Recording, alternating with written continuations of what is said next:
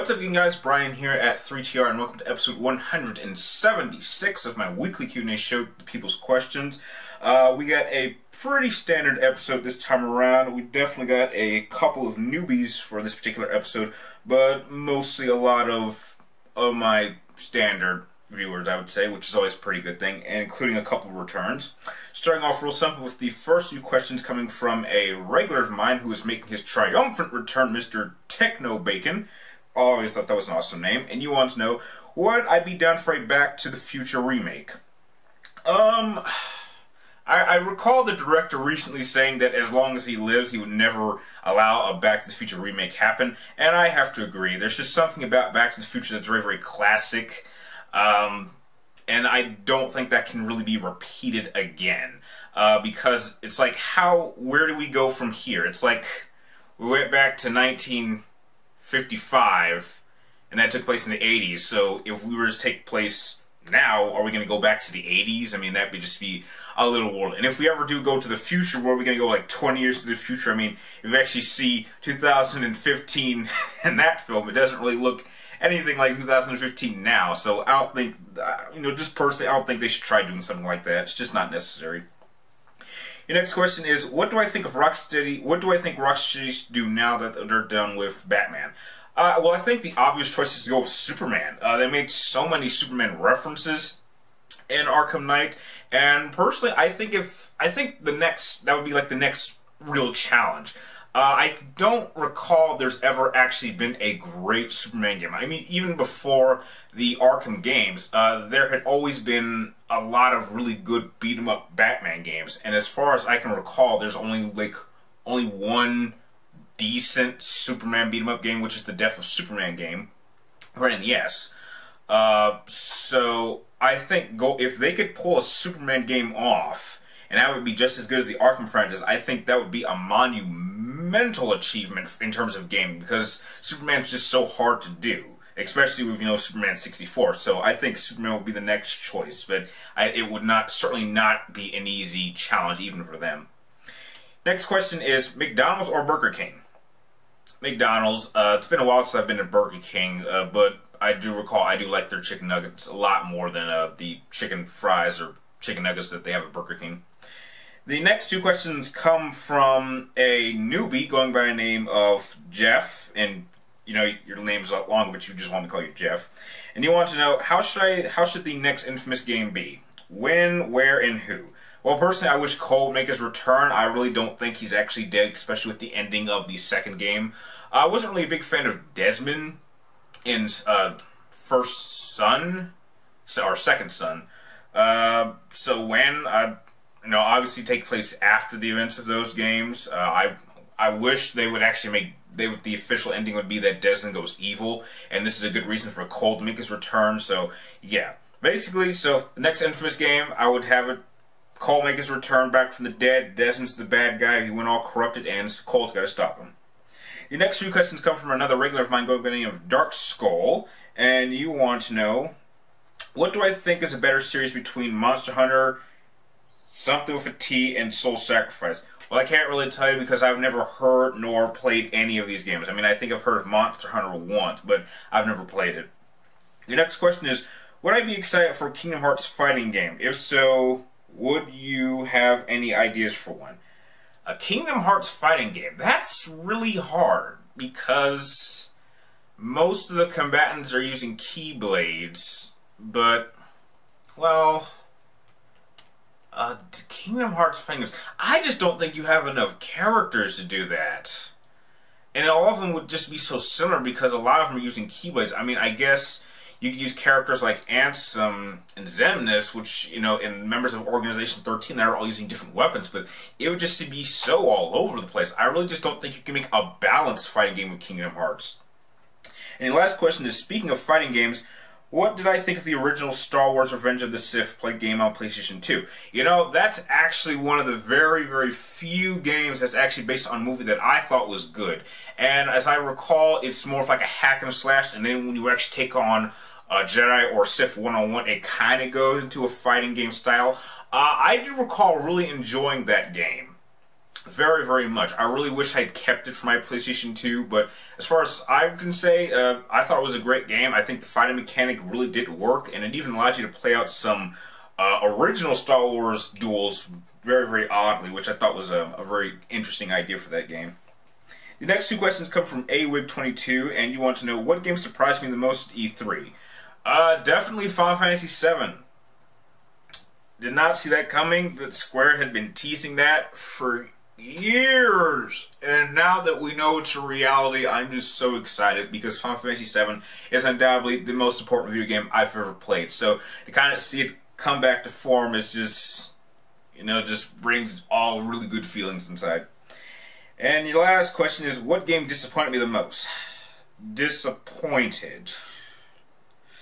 Well, I guess... Well, I can't really say anything disappointed me. I mean, I guess I could say I was a little bit disappointed that they didn't announce a God of War game, which I was sure they were going to announce. I mean, it seemed like the right time. Or at least announce another Dead Space game, because it's been a while since we had another Dead Space game, and you know, despite how people feel about Dead Space 3, I thought it was okay. I would certainly love to see a Dead Space 4 for the current gen systems. The next question comes from another regular of mine who has an awesome name, which I actually had to kind of add a little something to it. Mr. Atlas Ultima, the player of games. And his first question is, if I had a chance to meet Big Boss, would I take the opportunity? Hell yeah! Yes, I would love to meet Big Boss. I probably would like to meet him probably during the events of Peace Walker. I don't really think he's really all that interesting during Snake Eater, and I think he's just going to be a little bit too unstable for Phantom Pain. So yeah, I would definitely love to meet Big Boss. Your next question is, what are my thoughts on the new Kingdom Hearts 3 trailer? I actually don't remember it quite much. I think I saw it once and I just forgot about it. You know, it looks okay. It looks like another Kingdom Hearts game. I mean, the only thing that I've noticed that they've added is that they've added a lot of the Disney park rides, and they've made them special attacks, which I think is an interesting choice. But, you know, I guess we'll hopefully see more of it as we get closer to its release, whenever that gets announced. And your last question is, if Cole McGrath took on Batman, who would I think would win? Batman. Cole McGrath is incredibly powerful, but Batman has taken on powerful opponents before. And if Cole's weakness of being, you know, very weak against water wasn't there, then I think the whole thing is that Cole has to constantly recharge. And so really all Batman has to do is take away his sources to recharge, and Cole will eventually just run out of power. So I think Batman could take him down. And the next set of questions come from Jensen1 Uncle, which still looks very weird to me. And you want to know, for someone who has never owned a PlayStation 3 and would like to get one and play its library of games, which model would I recommend getting? Definitely get the Super Slim. I don't think you really need to get the fat one or the regular Slim. I think the Super Slim, it's smaller and it has a much more effective cooling system. It's a lot harder to overheat than, say, the first two PlayStation 3 models. I do recall that after maybe the first 2 years, my fat one probably started to overheat, like, after an hour of play, and then I think my regular one, which I still have, I think that overheats maybe after 3 or 4 hours, but it's, you know, a Super Slim, I think it only overheats if I keep it on for at least 6 hours, but if you get a brand new one, then it usually doesn't overheat for a very, very long time, and it usually lasts longer. Your next question is, what are my expectations for the Suicide movie? I'm just hoping it's entertaining, and I guess for Suicide, I'm expecting something like what we got with Guardians of the Galaxy, except a lot darker. I'm really going to be curious about how much of a presence Batman and Joker's relationship is going to play in that film, which I don't... There's no question in my mind this is going to be very, very similar to the Assault on Arkham animated film that we got a couple years ago. So I'm just curious about what the setting for Suicide Squad is going to be. But hopefully, since Comic-Con is this weekend, then we'll hopefully get some more information about that. And your last question is, what hero would I like to see get their own standalone movie that hasn't already had one? Personally, I would actually love to see a movie of the Teen Titans. I mean, I think we're getting one on television, but I would actually like to see the WB Teen Titans version, but unfortunately it looks like we might not actually get that one since they've already kind of maybe semi-cast Robin, and they kind of have Cyborg as part of the Justice League, which I'm not a really big fan of, but that's the type of team movie that I would like to see. The next 3 questions come from 123 Megatron 1, and you want to know, I don't understand the deal with Kojima leaving Konami. I thought things were good. You know, your guess is as good as mine. I don't know what happened. I've heard just, you know, your guess is as good as mine. I've just heard several rumors that there were just some creative differences. It seems weird that Konami would want to just completely condemn Kojima, especially since he is really the only reason Konami even has a popular franchise like Metal Gear. And going forward, I really don't know how they're going to be able to keep and maintain the prestige of that franchise, because I think that if they do manage to get another Metal Gear game off the ground without Kojima, it's really not going to be as appealing to the standard Metal Gear fan base, because I'm just telling you, Metal Gear game without Kojima is a real hard sell. I think the only reason that something like Ryzen worked was because it had Kojima's blessing. So, you know, who knows what's going to happen from this point on. Your next question is, I just finished playing through Mass Effect 3, and what did I make of the ending? Depends on which ending you got. I like that the first, I did a whole rant on this like years ago when I first played the game and beat it, and I'm happy to say that with the expansion pack that they gave for free, they kind of fixed the ending a little bit. It's still not the ending I think most of us were expecting, but if you got the good ending where Shepard, spoiler alert, kind of survives, and I think it was a solid ending. And your last question is, what are my thoughts on the new Shadow of Beast gameplay? I actually haven't had a chance to see that one, so maybe if you ask that question again next week and I have time to see it, then I'll have a much better opinion.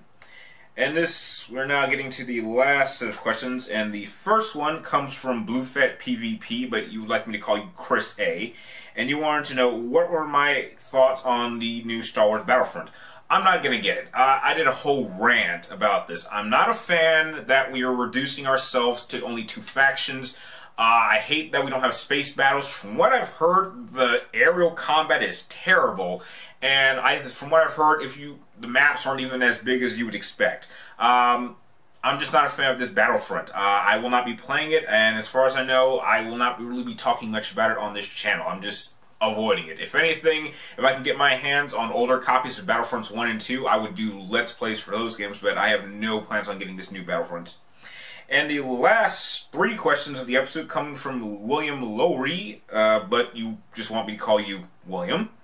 And you want to know, where did I get that calendar that hangs right next to my desk? Oh, well, that calendar, I just got that from my good friend Rachel Moore, who's really the inspiration of this channel. I've met her a couple of times, and I actually have a couple more images of her around my room. I have a image of her next to her collector's case right there, which, you know, that's kind of inspiration for my collector's case downstairs. And I've got 2 more images of her right next to my God of War collection, because I think they just fit well with my Blade of Chaos and Pandora's Box and figure of Kratos, so there's that. Your next question is, what is my least favorite Mortal Kombat game, specifically from the main installments? I think Mortal Kombat was really at its lowest with, sorry, we lost a little sunlight. With Mortal Kombat Armageddon. I really do not like that it had so many characters, and there were so many characters that were just so forgettable. And I think that's really a problem that I think Mortal Kombat had with, as we got to the Deadly Alliance trilogy. And that was that they felt the need that they always had to keep adding more and more characters instead of just sticking to a very small group of characters that we were familiar with, which is why I'm happy that with the newest installment, I don't recall we really had too many new characters, and if we did, they had connections to characters that we already knew, and so it was very family contained. And I really think that if you stick to something like that, where these characters do have bonds with characters that we know, they will be much more relevant to the franchise instead of just making up brand new characters for no reason. And the last question of the episode is, are there any collector's editions of games that I own that I regret purchasing because the game really wasn't worth that good? Collector's editions that I regret buying. I think the only one that really just kind of comes to mind is maybe the collector's edition of Colonial Marines. I mean, it really wasn't all that expensive. It was only $80, but seeing how that game turned out, yeah, probably just that one. I mean, it's just a little figure. I thought it was going to be much, much bigger, but it ended up being way smaller than I was expecting. And yeah, that's about it. Every other collector's edition I've purchased, even the ones that go into like the hundreds of dollars, I thought was well worth it. And with that, those are all the questions you guys asked me for this particular episode. If you guys have any more questions you'd like me to answer for next week's episode, make sure you type them in the comments down below. But make sure you get them into me before next Wednesday, before I start filming this. And if you like this video, feel free to like, comment down below, and please subscribe. Check me in my future episodes. People's questions every Friday. And like always, thank you guys for watching. You're awesome, and I will see you next time.